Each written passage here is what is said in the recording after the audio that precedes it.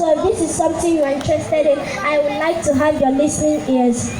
Chemical pregnancy is a very early miscarriage. It happens before the pregnancy even reaches 5 weeks, and by 5 weeks I mean 3 weeks post-fertilization. Okay, let me break this down a little bit. So by the time you have a missed period, this is actually 2 weeks post-fertilization, but in medicine we call it 4 weeks post-gestation because we're counting from your last menstrual period. I don't know if this makes sense, but just do a mental calculation to understand what I've just said. It happens days before a missed period, so some women might not even notice if they were ever pregnant except they do a pregnancy test. In chemical pregnancy, the fertilized egg is lost shortly after implantation occurs in the hospital or the clinic. How chemical pregnancy is diagnosed is when you have a positive pregnancy test result, or when you have a positive pregnancy test result, we give you an appointment to confirm the pregnancy. We don't see any sign that there's a pregnancy. So apart from the positive pregnancy test result, there are other signs to look out for to know that you might have been pregnant but you didn't know about it. And those signs include heavier than your normal period.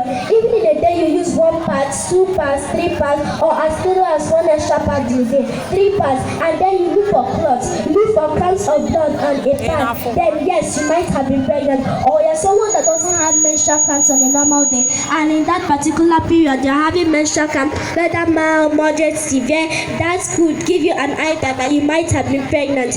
Also, when you don't have pregnancy symptoms, no sore breast, no nausea, no vomiting, no morning sickness, that could indicate that you had a chemical pregnancy. It could indicate what causes chemical pregnancy. The egg that causes the unknown but is implicated in genetic abnormalities in the embryo. So when you have an embryo that doesn't have complete chromosomes or abnormal structure of chromosomes or abnormalities in the chromosome, then yes, you had a chemical pregnancy. Also, lack of attachment, lack of proper implantation on the uterine wall, because normally after fertilization, the zygote travels through the tube into the womb, into the uterus, and it's supposed to implant inside the womb to start growing to become a baby. But sometimes the lining might not be thick, it might be thin. This could cause chemical pregnancy. How can you prevent chemical pregnancy?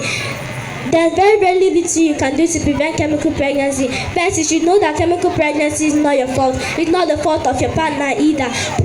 But there are certain things you can do to help fetal development, to help your baby develop well, and that includes taking prenatal vitamin. So when we are trying to get pregnant, just get prenatal vitamins because they are supplements. Ensure that it is not expired. Also ensure that it contains folic acid, which is very essential in preventing healthy defect, which is a congenital defect. Also look out for DNA. This helps with the brain and cognitive development of the baby. It's also important to know that chemical pregnancy does not reflect. This is not a reflection on you and your partner's ability to actually conceive, because it's nowhere your fault it happened. Some risk factors include if the mother has a history of diabetes, if she has a history of POS, polycystic ovarian syndrome. This is actually the most common imbalance, which is usually caused by chemical pregnancy. So I hope you learned something from our today's discussion, so that whenever you have any emergencies like this, don't fail to come to Apex Clinic, where we shall give you an advice on what to do. But before I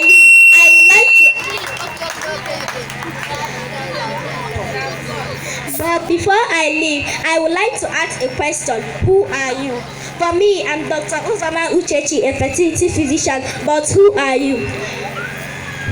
Who are you? This is a question everybody's been asking one time or the other, from one person to another. What's your pedigree? They say fame is not for free. They differentiate the people that drink tea from the people that sell gari. Last I checked, we're all people. You can't sit there, they say. It's reserved, it's well deserved, and name has been called. It's for celebrities, not for an entity who's got no ability or financial stability, who can't afford utilities, so bounce liability. Who are you? They say. When it's time for admission, they say, who are you? I say, so that question is unnecessary. necessary. I ace the examination. I deserve this institution. They say no.